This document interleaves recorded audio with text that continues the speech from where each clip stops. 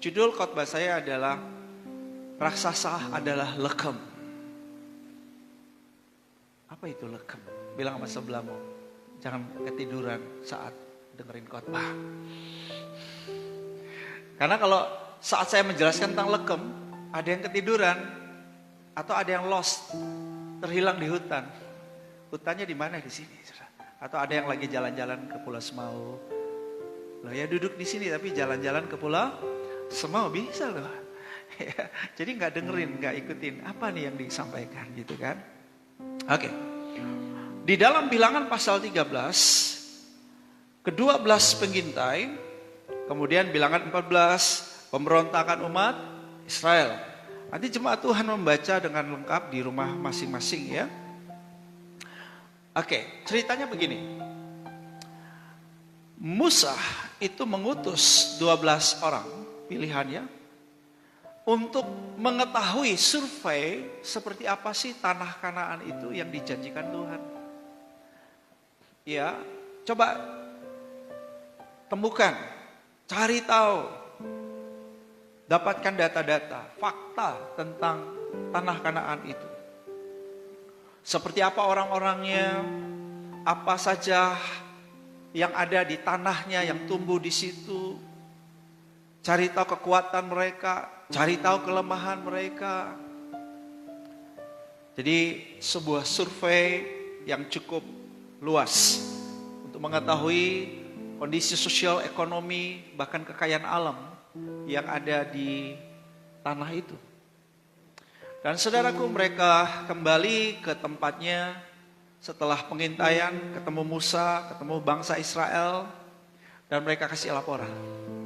Laporan pertama, good news. Tempat itu keren.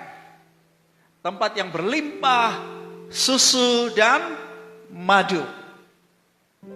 Nih kami bawa hasilnya nih, buah-buahan, anggur, tak tahu lagi apalagi yang lain, saudara. Tapi saudaraku, mereka memperlihatkan bahwa yes, itu seperti yang dikatakan Tuhan, tempat itu tempat yang jauh lebih baik dari Mesir. Wow, senang dong dengar kabar gembira, ya toh? Coba semua, yeah.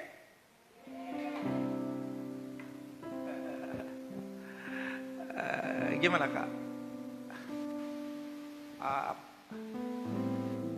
Gimana kak? Ada bisa saya bantu? Oh udah ya? Oh aman kalau gitu. Iya, terima kasih. Nah, itu kabar gembiranya. Oh lagi yes. Laporan kedua. Tapi penduduknya orang enak itu raksasa. Tinggi-tinggi perawakannya. Dan mereka memakan penduduknya. Waduh, ngeri ya.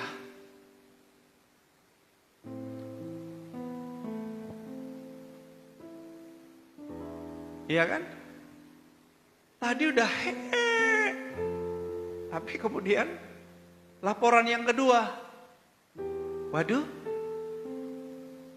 jadi menakutkan, saudaraku. Ya. Kenapa? Karena di sana ada orang-orang enak dan kanibal lagi. Waduh, kebayang nggak? Menakutkan ya. Nah, oke, di enter aja dulu. Ini saya udah lewat jauh. Oke, ya lanjut dulu aja. Ya, sedikit perkenalan ya, sejak 2003 saya secara khusus melatih dan melengkapi para pemimpin gereja maupun pemimpin dunia kerja, dunia marketplace di beberapa kota di Indonesia dan di berbagai negara ya. Mungkin ada yang nggak kebaca di situ ya, nggak terang, nggak kebaca di situ. Ya lanjut, resolusinya kurang ya. Ya, supaya tidak dicurigai apakah saya masih bujang atau ya, saya perkenalkan ini istri saya dan 3 orang anak saya. Kami tinggal di kota wisata Cibubur ya. Ya, ini beberapa foto gambar aja dari training kelas-kelas conference saya, international conference baik di Indonesia maupun di luar negeri. Perusahaan-perusahaan yang menjadi klien saya memberi training in-house training, professional training buat berbagai perusahaan. Juga saya menulis 30 buah buku, ada beberapa naskah dan 17 buku diterbitkan di Indonesia dan di luar negeri. Saya juga punya program televisi. Oke. Ya, kalau yang mau temanan dengan saya, silakan. Ya, ada beberapa akun media sosial saya. Ya, saya sudah dapat mengunjungi YouTube saya. Ada banyak konten-konten yang sangat akan memberkati saudara tentunya. Oke. Ada yang mau baca pantun ini dulu? Siapa yang suka pantun? Ayo. Kayaknya kamu deh. Ya. Bisa dibaca. Baca. Ya. Cakepnya mana? Coba bacanya lebih keras. Belum, ulangi. Tadi yang pertama latihan.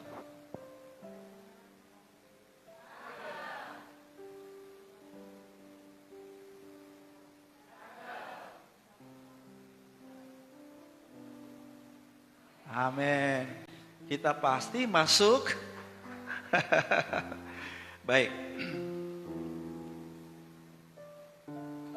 Ya, seperti yang sudah saya sebut atau saya singgung di awal, bahwa sejak semula Tuhan mendesain kehidupan itu sungguh amat baik. Ya. Tapi ada yang end up hidupnya di padang gurun, berakhir mengenaskan, menyedihkan. Tapi ada yang end up hidupnya seperti di taman Tuhan, di taman Firdaus, tanah perjanjian, tanah Kanaan. Why? Tadi saya bilang itu karena pilihan. Ya, karena yang menentukan bukan Tuhan. Tuhan sudah menetapkan. Tapi soal ada di sana, itu adalah tanggung jawab kita. Betul? Nah, apa yang menentukan dari kita adalah apakah kita punya mindset yang tepat. Saya sebut sebagai faith mindset. Apa yang saya pikir, mindset iman itu adalah apa yang saya pikir, apa yang Tuhan pikirkan. Apa yang saya lihat, yang Tuhan lihat. Dan apa yang saya katakan, yang Tuhan katakan. Itulah mindset iman.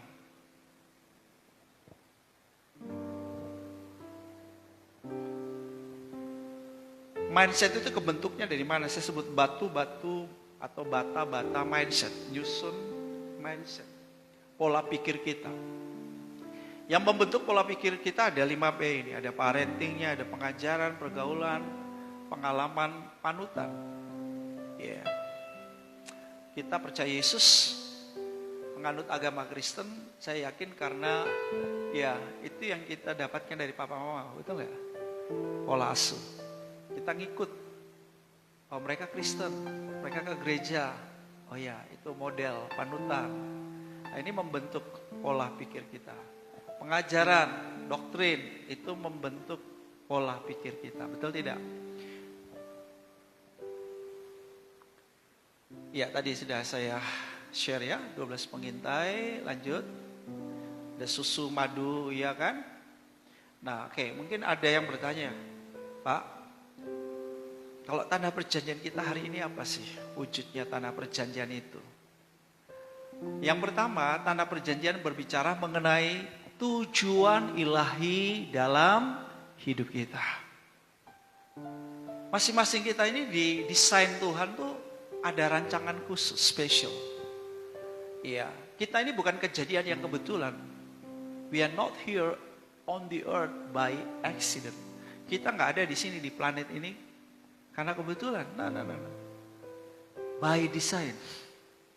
Dirancang, well plan oleh Tuhan untuk tujuan Tuhan yang sungguh amat baik. Jadi cirinya apa? Tandanya apa? Bahwa saya ini sudah berada di tanah perjanjianku. Yaitu apakah saya hidup sesuai dengan maksud Tuhan mendesain hidupku atau tidak? Sampai di sini, oke? Paham? Mikrofon yang ada di tangan saya diciptakan oleh seseorang yang dapat ide, kemudian create jadi produk pengeras suara. Tujuannya untuk apa ini? Pengeras suara bukan? Oke.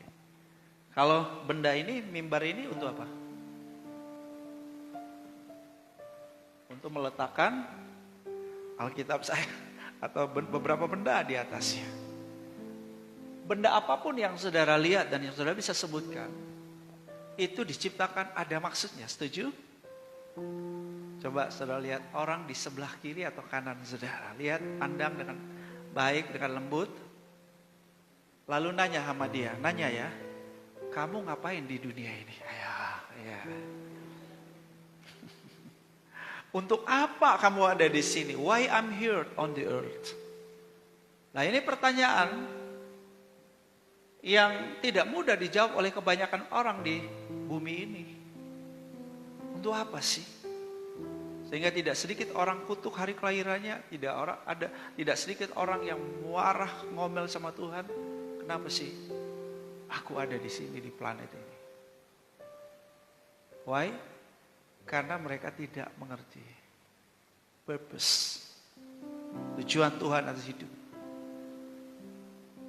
Nah, inilah meaning sebetulnya. Jadi kalau kita bicara arti hidup, dimulai dari menemukan tujuan Tuhan dalam hidup kita, dan kita hidup sesuai dengan maksud Tuhan mendesain kita. Kalau kepingin jadi ini kayaknya banyak ya. Ada yang kepingin jadi pramugari, jadi pilot, jadi dokter, jadi menteri, jadi gubernur, jadi bupati, jadi lurah, jadi apa. Boleh aja. Tapi kita tidak bisa jadi semuanya, bukan? Kenapa? Karena Tuhan sudah mendesain kita untuk sesuatu yang spesial. Sesuatu yang khusus, yang khas. Nah oke, saya nggak lagi membahas ini, tapi saya hanya kasih pengertian sedikit pada saudara bahwa setiap kita ini ada dua panggilan. Ada panggilan umum dan panggilan khusus. Panggilan itu berarti penugasan dan tanggung jawab. Kita dikasih tugas khusus. Tugas Tuhan, ya kan? Ada tugas umum dan tugas khusus. Tugas umum itu apa? Tugas umum kita lakukan pekerjaan baik. Efesus 2 ayat 10. Kita diciptakan dari semula untuk melakukan pekerjaan baik. Jadi kita mesti jadi orang baik dulu. Kalau belum bisa jadi orang baik, nggak bakal bisa lakukan penugasan khusus atau panggilan khusus. Ibarat Pak Billy bercita-cita jadi dokter spesialis. Pengen jadi dokter spesialis. Bisa nggak langsung lompat jadi dokter spesialis? Harus melalui sebuah jenjang pendidikan yang disebut dokter umum. Betul ya? Dokter umum dulu baru ke spesialis. Sama. Saudara nggak bisa langsung lompat panggilan khusus. Itu karena itu spesialis. Saudara mesti jadi dokter umumnya dulu. Nah, kalau waktu dokter umum saja, saudara, ya ini maaf contoh ya, dokter umumnya saja sudah nggak becus.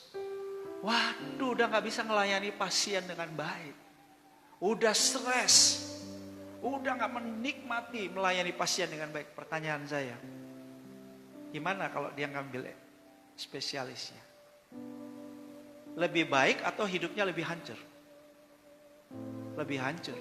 Dan saya yakin jamin dia nggak bisa ngambil spesialisnya dan nggak bisa jadi dokter spesialis yang the best. Dokter umumnya aja udah nggak becus. Sampai di sini bisa paham. Jadi saudara mesti belajar setia dong dari pekerjaan baik. Apa dikasih tugas jadi aser ya, sudah layani jiwa-jiwa jemaat dengan baik. Ngatur-ngatur kursi, lakukan dengan baik. Jadi pemain musik, WL, singer, itu pekerjaan baik. Itu bukanlah panggilan khusus saudara. Itu bukan panggilan khusus. Ya kan? Bekerja di kantor, saudara jadi karyawan, kerja yang baik. Gitu ya, kerja yang baik. Apapun yang saudara kerjakan sebagai pengusaha, wirausaha, pebisnis, kerjakanlah yang baik. Ya. Saya pendeta, tapi pendeta yang ada di dunia profesional ya. Sekian 15 tahun yang lalu, saya adalah direktur pengembangan sumber daya manusia dari perusahaan Tas Eiger. Ya, kalau saya Tas Eigernya dapatnya gratis terus sampai sekarang kok. Karena bisa dapat voucher saya bisa 5 juta gitu ya. Untuk dapat tas sebagai produk Eiger. Nah, jadi saya kalau ngomong dunia kerja, saya sangat paham. Saya sangat ngerti. I'm there. Aku di sana. Kerja seperti untuk Tuhan. Dan bukan untuk manusia. Kerja yang jujur. Kerja yang benar. Saya jadi direktur HR-nya di tahun 2004 di Bandung. Ya, 20 tahun ya kurang lebih sekarang ya. Tapi sampai sehari ini saya masih menjadi teman baik owner. Tiap saat, baru 2 minggu lalu saya jumpa dengan ownernya di Bandung. Ya, dia salah satu orang yang setiap bulan Tuhan pakai dia untuk mensponsori anak saya yang lagi kuliah di Inggris, di UK. Hanya untuk uang makan tok 10 juta sebulan. Itu uang makan loh. Uang kosnya 13 juta. Berarti sebulan 23 juta. Pendeta duitnya banyak ya. Ya Tuhan yang punya duit. Nah ini ada hubungannya dengan yang saya bagikan tentang mindset, faith mindset. Gitu ya. Nah, yang kedua. Belum, balik dulu. Ciri orang sudah hidup di tanah perjanjiannya apa? Hidup yang berkelimpahan ini bukan berarti saudara punya mobil 2-3 gitu malah pusing gitu kan. Mau bayar pajak tahunan aja jadi pusing gitu. Ya ganti servis mobil udah lewat waktu udah pusing saudara. Banyak harta malah pusing. Ya kan? Bukan itu yang saya maksudkan dan juga bukan itu yang Tuhan maksudkan. Hidup yang berkelimpahan adalah hidup yang berkelimpahan dalam kasih Tuhan. Gak ada duanya itu, betul tidak? Dari dalam dirimu akan mengalir aliran-aliran air kehidupan. Aliran air kehidupan apa? Kasih. Itu kelimpahan. Ada banyak orang kelihatan kaya, tapi miskin di dalam kasih. Pernikahannya hancur, hubungan-hubungannya bermasalah. Itu bukan hidup berkelimpahan, saudara. Hidup berkelimpahan adalah hidup yang jadi berkat, to be channel of blessing, menjadi saluran berkat, river of blessing, sungai berkat bagi orang lain. Setuju? Jadi kalau ada orang ngaku-ngaku aku udah di tanah perjanjianku tapi kikir gitu ya.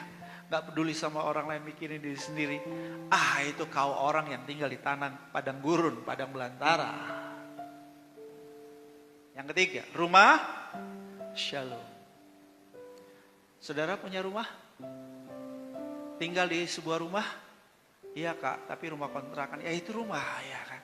Ada yang di bawah kolong jembatan? Gak ada. Ya, ada rumah. Rumah orang yang sudah tinggal di tanah perjanjian, walaupun dia rumah reot-peot, rumahnya sederhana, rumahnya orang bilang apa tuh? Ya sekarang rumah-rumah Kupang sudah bagus-bagus ya kan. Tapi ya 30-an tahun yang lalu di Kupang ini masih banyak rumah yang orang Surabaya bilang elek-elek gitu kan. Nah, sekarang sampai di desa, di kampung-kampung yang juga rumahnya udah bagus-bagus lah. Ya, tanda kemajuan. Ya, pertumbuhan ekonomi.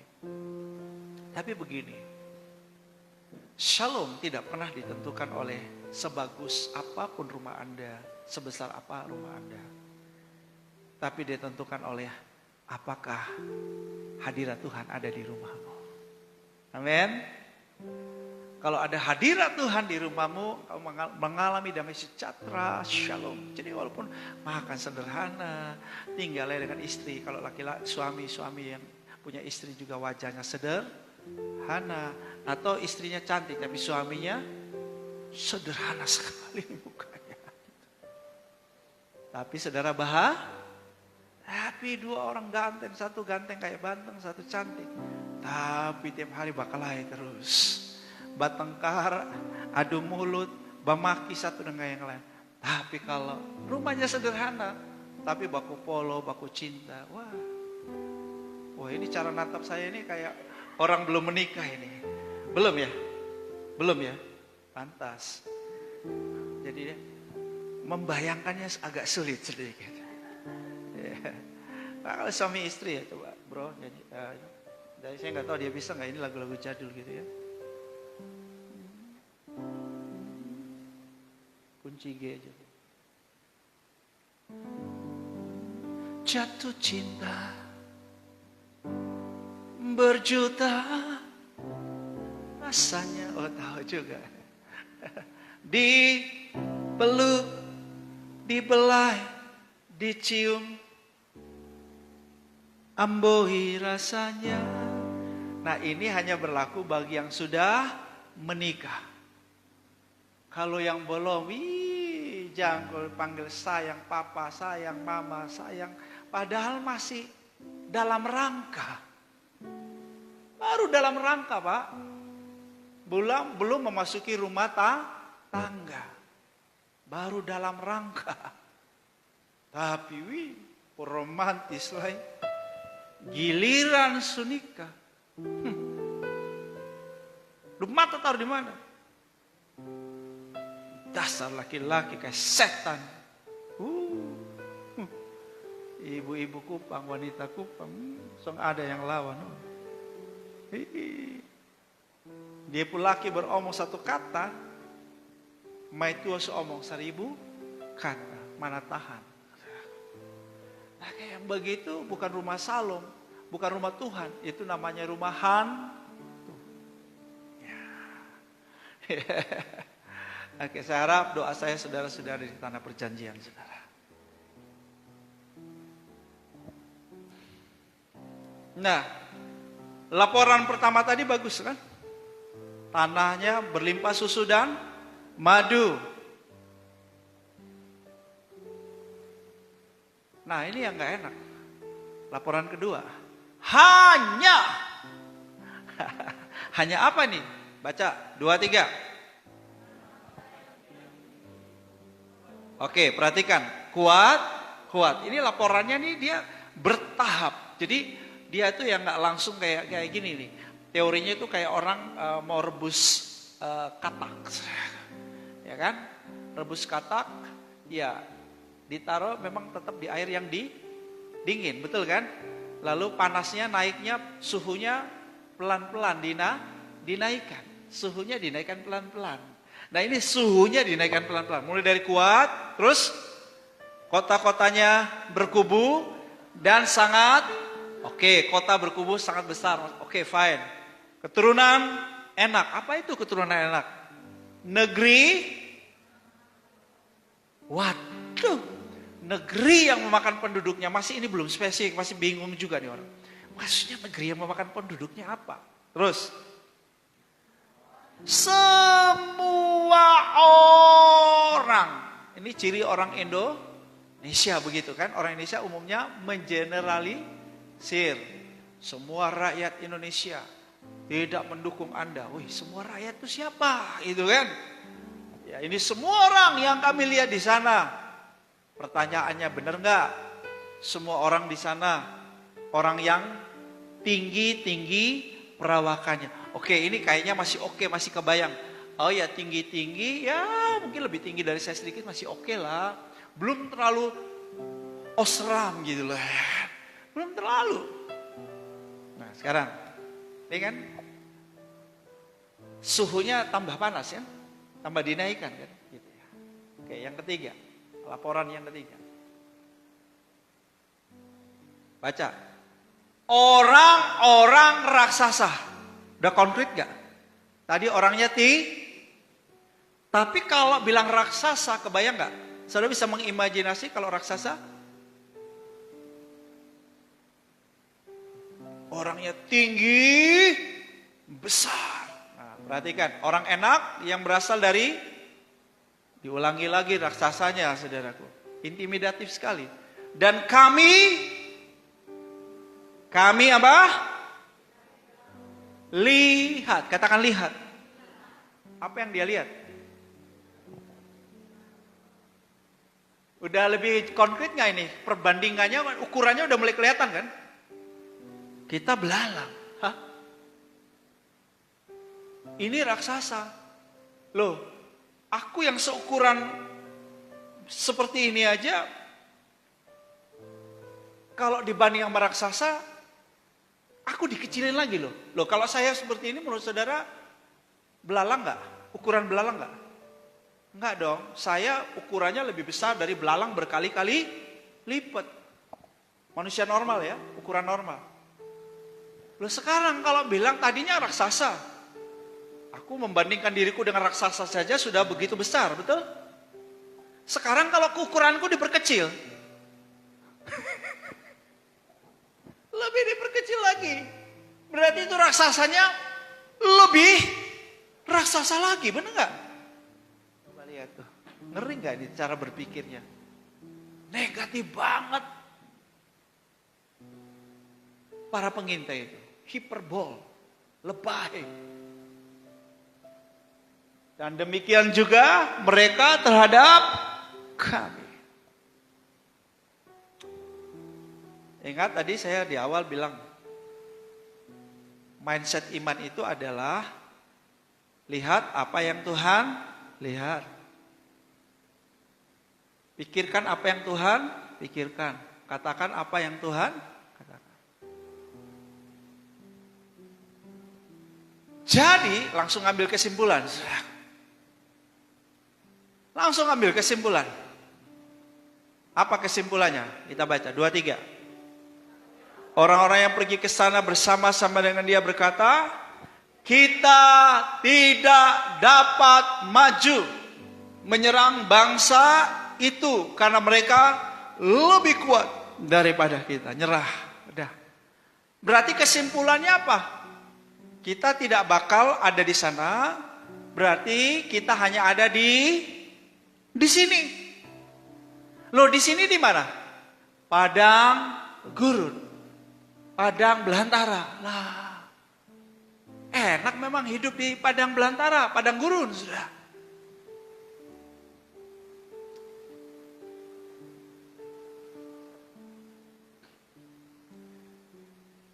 Ini reaksi daripada bangsa Israel. Mereka ngalamin yang namanya kekhawatiran, ya, kecemasan, ketakutan. Sekarang banyak orang mengalami, gampang sekali mengalami yang namanya overthinking, kecemasan, ketakutan. Ya. Kenapa? Karena inputannya tadi. Dari laporan-laporan tadi. Tiap hari kita ada laporan dari media sosial, televisi, surat kabar, berbagai media. Kasih masuk suara. Perang di sana. Waktu dengar perang, kalau mau perang dunia ketiga. Kalau itu pengusaha-pengusaha besar yang dengar, mereka sudah mulai cemas. Waduh, kalau ini perang, ini akibatnya kepada bisnis kita akan ngeri sekali. Langsung khawatir, cemas, takut. Wah, ini sekarang lagi ada wabah ini. Kita yang dengar wabah penyakit ini. Waduh, ngeri sekali. Sebentar lagi aku juga kena penyakitnya. Nah, ini ciri orang yang gak punya mindset iman. Orang yang punya mindset iman adalah orang yang memikirkan apa yang Tuhan pikirkan. Orang yang melihat apa yang Tuhan lihat. Orang yang mengatakan apa yang Tuhan katakan. Mereka mengeluarkan suara nyaring, bersungut-sungut. Sekiranya kami mati di tanah Mesir atau di padang gurun ini. Mungkin saudara juga ingin tahu, Pak Pendeta, apalagi ya ciri-ciri orang yang belum ada di tanah perjanjiannya. Kalau tadi saya sudah sampaikan 3, orang yang ada di tanah perjanjian, cirinya tadi 3 ya. Ciri orang yang masih ada di tanah padang gurunnya, padang tandus, padang belantara, yaitu sebentar-sebentar khawatir, cemas, ketakutan, bersungut-sungut, marah-marah, ngedumel. Orang-orang yang gak pernah bisa puas, gak bisa bersyukur. Itu ciri orang yang masih tinggal di mana? Ya, orang-orang sumbu pendek, itu tinggal di padang gurun. Panas, gampang panas. Itu ciri orang yang tinggal di padang gurun. 99%, sekian persen, karena dari jutaan orang yang keluar dari tanah Mesir menuju tanah perjanjian, hanya 2 orang yang asli yang keluarnya dari tanah Mesir, Kaleb dan Yosua, yang masuk ke tanah Kanaan. Selebihnya yang masuk ke tanah Kanaan adalah mereka yang lahirnya di padang gurun. Tapi yang orang pemilik antero keluar dari tanah perbudakan itu semuanya tewas. Tewas bukan karena Tuhan murka, maksud saya bukan karena Tuhan jahat, bukan. Murka Tuhan terjadi oleh karena sikap mental mereka yang gak percaya. Mereka gak yakin bahwa Tuhan baik. Malah mereka itu sebetulnya itu pernyataan yang kurang ajar sekali tentang pada Tuhan yang mereka sampaikan. Oh, ternyata Tuhan bawa kami ke sini dengan maksud supaya, ngeri kan? Supaya kami tewas di padang gurun ini. Itu bukan maksud Tuhan. Itu bukan rancangan Tuhan. Rancangan Tuhan adalah tanah perjanjian, tanah Kanaan. Tapi karena mereka sendiri mau, mereka bilang, sekiranya kami mati di Mesir atau di padang gurun ini. Jadi itu maunya mereka, pilihan mereka. Mereka gak mau masuk ke tanah perjanjian. Mungkin bagi mereka sangat memalukan banget ya, sangat mengerikan atau gimana ya kalau ditelan raksasa, ya mending mati aja di sini. Ini pilihan mereka karena ketidakpercayaannya. Nah, saudara, Tuhan menjanjikan tanah perjanjian buat kita. Dan itu terjadi buat orang yang punya faith mindset seperti Yosua dan Kaleb. Yosua dan Kaleb memikirkan apa yang Tuhan pikirkan, melihat apa yang Tuhan lihat, dan mengatakan apa yang Tuhan katakan. Kita baca bersama, 2-3. Kemudian Kaleb menenteramkan hati bangsa itu di hadapan Musa, katanya, tidak, kita akan maju dan menduduki negeri itu, sebab, haleluya, tidak harus dilawan juga dengan tidak, saudaraku. Kita tidak akan masuk, pernyataan sebelumnya kan, oleh 10 pengintai. Kita nggak boleh jawab, ya, oke, benar, setuju. Maka itu akan terjadi juga buat kita. Kita harus berkata, tidak. Kita membantah pernyataan tidak yang sebelumnya. Kita berkata, tidak. Kita justru akan maju dan menduduki negeri itu, sebab kita pasti akan mengalahkannya. Ini bukan soal omong besar atau positive thinking, no. Karena Yosua dan Kaleb tahu inilah yang menjadi rancangan Tuhan. Kalau Tuhan berjanji, pasti dia, bro. Kalau kunci G aja. Kalau Tuhan berjanji, pasti dia genapi. Kalau tadi bangsa Israel dengerin gitu, lalu mereka nyanyi, mana janjimu. Langsung mereka nggak yakin. Seperti yang kau katakan. Iya kan? Bulan madu di tanah Kanaan. Nggak jadi, orang raksasa ya. Iya. Tapi Yosua dan Kaleb nyanyiannya berbeda, Pak. Janjimu seperti fajar pagi hari. Ya, nyanyi. Dan tiada pernah terlambat bersinar. Cintamu seperti sungai. Amen. Dan ku tahu betapa dalam kasih-Mu. Nah, ini faith mindset.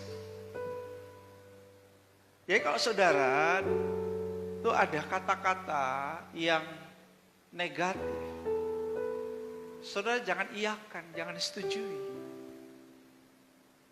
Ya, saudara harus ada counter kata dengan kata. Harus di counter. Misalnya orang bilang, wah ini lagi musim flu, di mana-mana orang lagi flu, ya kita juga bakalan flu. Saudara jawabnya apa?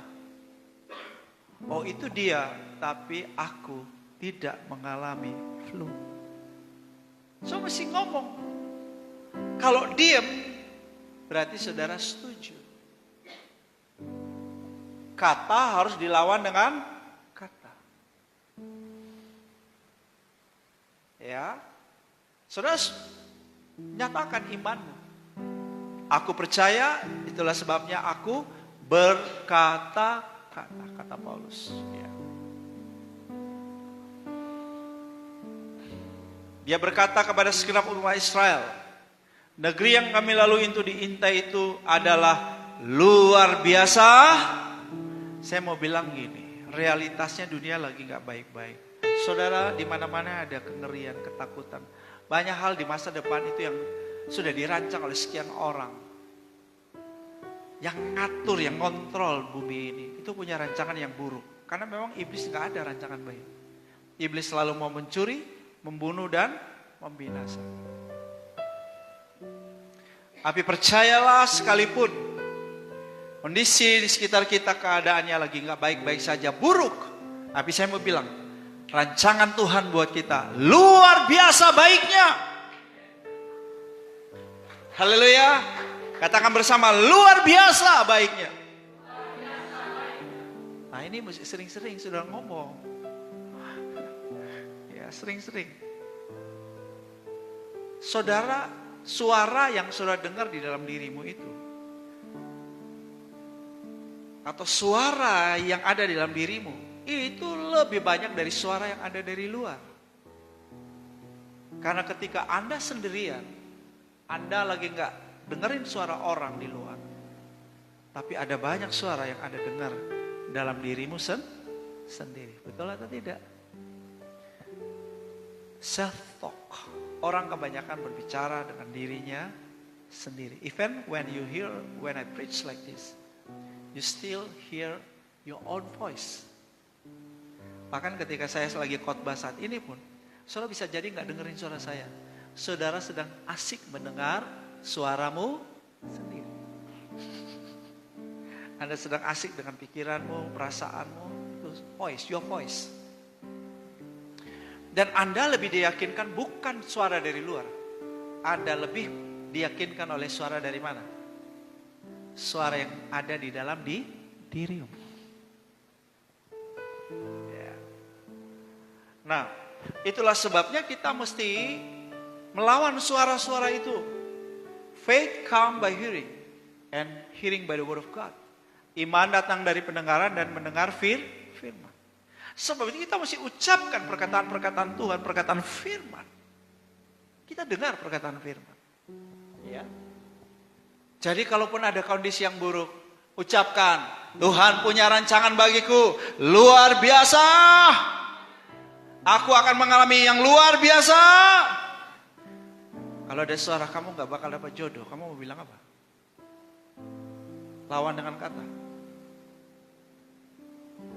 Hah? Tuh bingung tuh.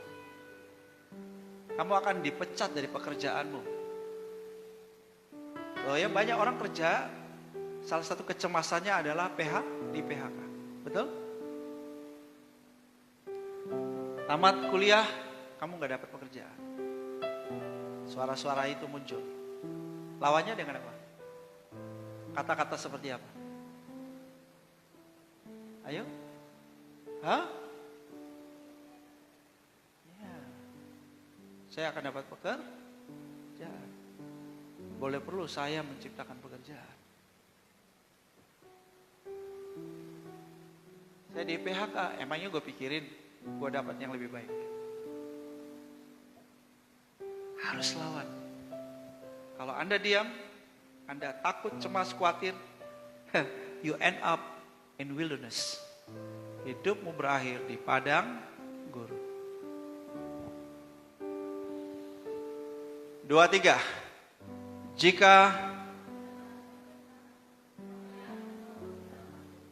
dan memberikannya kepada kita suatu negeri yang apa? Haleluya. Itu loh tempat kita. Negeri yang berlimpah-limpah susu dan madunya. Katakan yeah.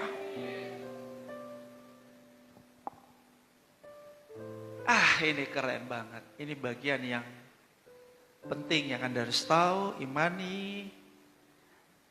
Pernyataan Yosua dan Kaleb ini keren banget. Mereka akan kita telan habis. Halo. Mereka akan kita telan habis. Yang ditelan itu siapa? Hah? Raksasa. Yang nelan siapa? Pinter. Aku diri belalang nih ya. Tapi gak apa-apa. Hebat ya, belalang bisa nelan raksasa. Impossible. Sangat tidak mungkin. Mustahil. Bayangkan saudaraku. Pernyataan daripada Yosua dan Kaleb. Mereka akan kita telan habis. Gila gak? Itu lebih gila tuh daripada pernyataan daripada 10 pengintai. Gila kamu.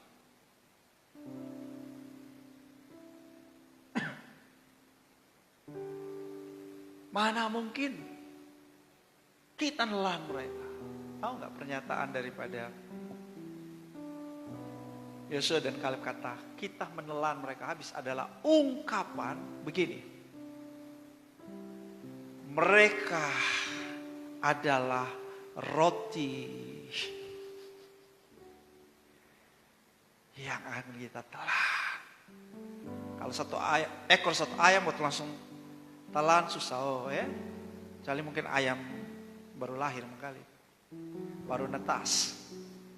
Tapi sesungguhnya kita sulit nelan begitu saja, betul? Tapi kalau roti, kan ada roti unyil. Iya, di Bogor tuh banyak ya. Saya tinggal di kota wisata itu masuk Kabupaten Bogor. Roti unyil kan kecil ya. Itu boleh, bisa ditelan, dilumet kan. Telan. Karena dia gampang cair kan. Langsung bisa ditelan. Roti. Kata yang digunakan dalam bahasa Ibrani adalah lekem. Nah keren, ketika gunakan kata lekem, jadi raksasa itu adalah lekem. Lihat, menurut saudara, Yosua dan Kaleb itu ada pada posisi siapa sampai berani keluarkan pernyataan begitu? Mereka ada pada posisi Tuhan. Kalau ada posisi Tuhan, iya dong. Tuhan kan di tempat yang maha tinggi. Berarti si raksasanya apa? Si uprit. Betul gak? Dia ngomong dari posisi Tuhan. Karena dia pikir apa yang Tuhan pikirkan? Kecil. Coba semua gitu. Kecil. Apa? Kecil. Apa yang Tuhan lihat? Kecil. Kecil. Apa yang Tuhan katakan? Kecil. Wah, mantap. Pulang bilang, ini kecil, ini kecil.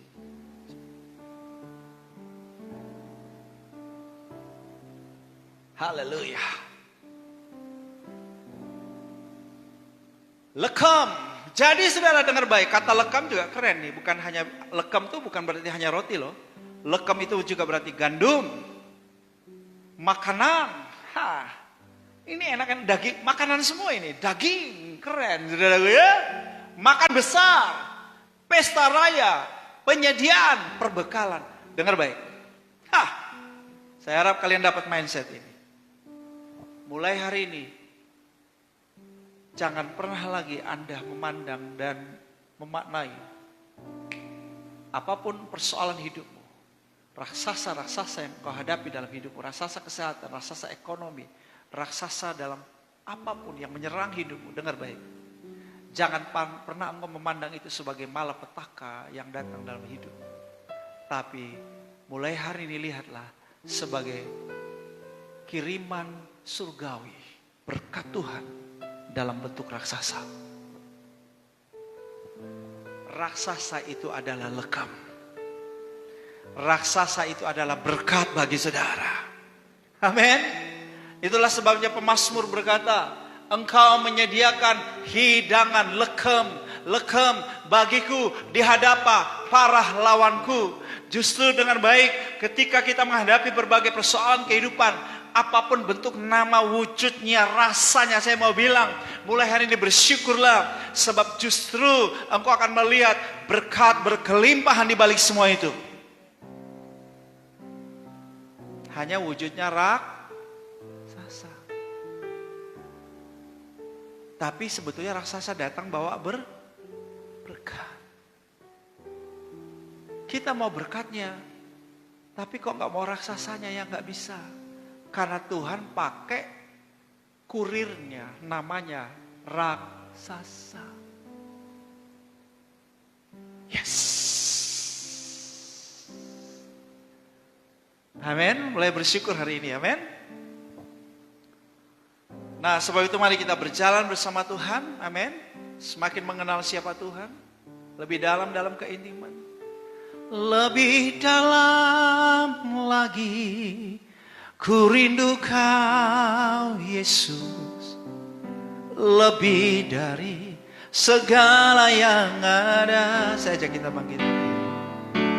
Lebih dalam lagi, ku cinta Kau Yesus, ku mengasihimu. Lebih dalam lagi, lebih dalam lagi, ku rindu Kau Yesus, lebih dari segala yang ada. Lebih dalam lagi, ku cinta Kau Yesus, ku mengasihimu. Berapa banyak saudara mulai hari ini mau memiliki faith mindset, mindset iman? Boleh katakan saudara mau hidup dengan iman, berjalan dengan iman. Amin. Orang benar hidup oleh iman. Saudara mau hidup oleh iman, berarti saudara pikirkan apa yang lihat, katakan. Oke, kita pakai gerakan ya supaya saudara tidak lupa. Hidup oleh iman adalah pikirkan apa yang Tuhan pikirkan, lihat apa yang Tuhan lihat, katakan apa yang Tuhan katakan. Bapak Surgawi, hamba-Mu menyerahkan jemaat terkasih GBI Hope di tempat ini untuk Pastor Dedi Guandis bersama Ibu Lucy, bersama Pastor Billy dan juga semua rekan-rekan pengerja, pelayan yang ada di gereja ini. Hamba-Mu bawa ke atas mezbah-Mu semua berkat, kasih karunia dan damai sejahtera dari Allah Bapa dan Tuhan kita Yesus Kristus berlimpah-limpah di tempat ini, sehingga gereja ini hadir di kota ini membawa dampak, impact bagi kota ini. Dalam nama Tuhan Yesus, katakan amin. Tuhan Yesus berkati.